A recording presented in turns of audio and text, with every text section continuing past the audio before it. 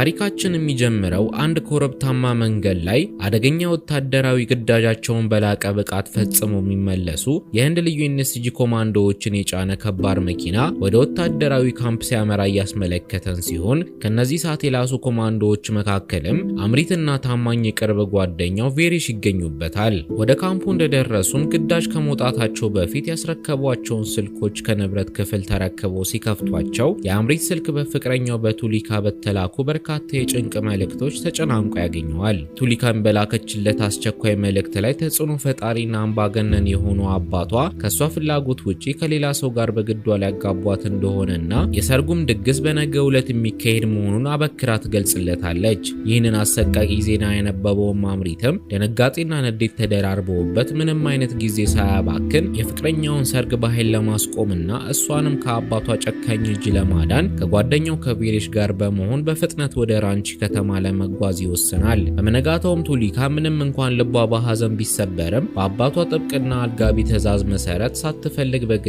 ወደ ታጨችበት የሰርግ ስነ ስርዓት ታመራለች። እዛም የቤተሰቦቿ አባላትና እንግዶች በቱሊካ መዳር ሙሉ ቀን በደስታ ጮቤ ረግጠው ሲጨፍሩና ሲደሰቱ ባለበት በዚያ ድምቅ ያለ ምሽት ቱሊካ በድንገት ወደ ኋላዋ ስትዞር ከምንም በላይ አስበልጣ የምታየውና የምትወደው አምሪት በሱፍ ልብስ ዘንጦ ከፊት ለፊቷ ቆሞ ታገኘዋለች።